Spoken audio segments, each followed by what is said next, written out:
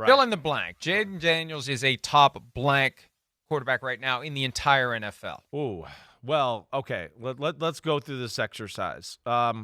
There's 4 at the top that are non-negotiable, right? Mahomes, Lamar, Allen, Burrow, boom, 4 done. There's nobody. They're in a different class or tier.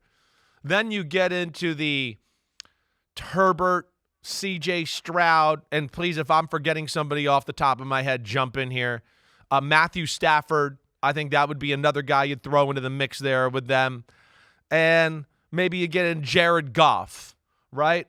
I feel like he's somewhere in that group right there, that next group down. So what am I saying? Top 8 right now? Top 9-ish in football? Yeah, I would say that. I do. I think at this point, no disrespect to Jared Goff, no disrespect to Jalen Hurts, who do phenomenal things. Yeah, I would take Jayden Daniels. I do. Because even though he's young, the mature way he plays, that really kind of squashes that whole element out, let alone the talent he brings to the table is special. So I don't know, Mike, what do you think there? Top 7, top 8, or you think I'm crazy with that?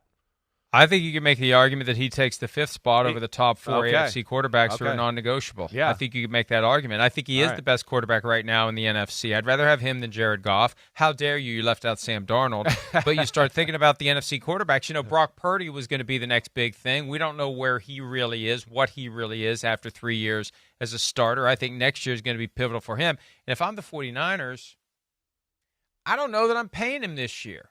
I'll make him an offer of mid-level starter money, and if he doesn't like it, he can play out his rookie contract, and we can do the franchise tag dance next year. Hey, you know me. I hear you. At some point, right, every player on the roster gets treated like it's business. I don't know why they feel compelled to tiptoe around the quarterback when the quarterback hasn't earned the right to be tiptoed around. Yeah. Brock Purdy hasn't earned the right to be tiptoed around by the organization, so why are you going to tiptoe around Brock Purdy? It doesn't make any sense. It's a dog chasing its tail. Agreed. So I can get behind Jayden Daniels as 5, definitely behind Jayden Daniels as the top quarterback in the NFC. And one of the blowbacks I saw to all the Jalen Hurts haters, somebody made an argument that went something like this. Jalen Hurts has now been to 2 Super Bowls. How many of these other great quarterbacks have been to 1? Well, they got to deal with Patrick Mahomes, and Jalen doesn't until the Super Bowl rolls around. If Jalen Hurts was a quarterback of any team in the AFC, he wouldn't have been to a Super Bowl yet either. Burrow's gotten there because he's the only active quarterback that was able to slay the dragon once in overtime of the AFC Championship 3 years ago. Allen hasn't.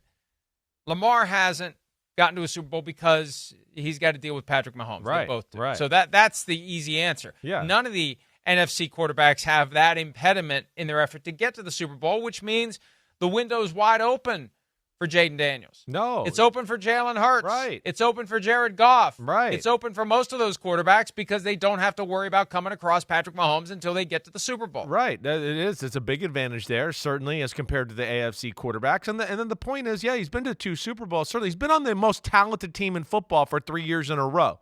And his team was better than the Chiefs that year when they played him. You know, his fumble and pick 6 and then blowing a 10-point lead in the second set, not pick 6, the fumble that was picked up for 6 points, and them blowing a 10-point halftime lead, that they blew the game.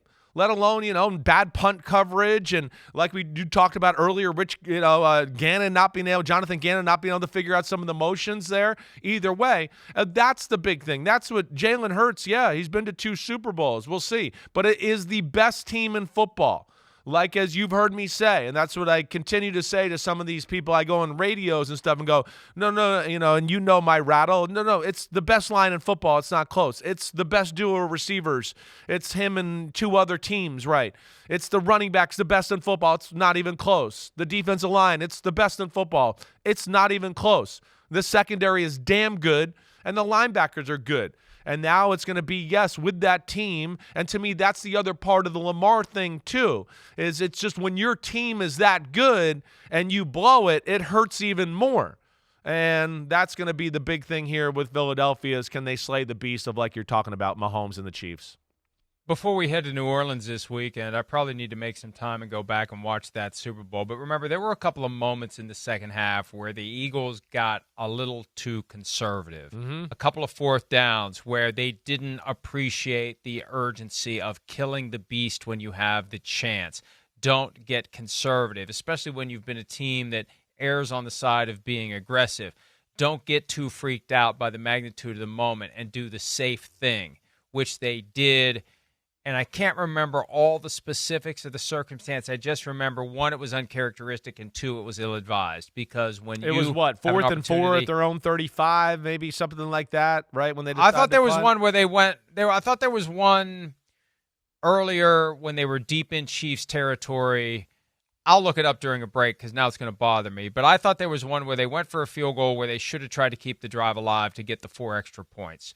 So you have to be wired differently than you were 2 years ago, and they're going to be searching their souls and their brains and their memory banks to try to figure out how to go in there and take care of business. But that's the impediment to Jalen Hurts and this great roster for now winning a Super Bowl. And who knows, maybe they will. Hi, it's Mike Florio. Thanks for watching PFT on YouTube. Hit subscribe for the latest news and analysis from Pro Football Talk.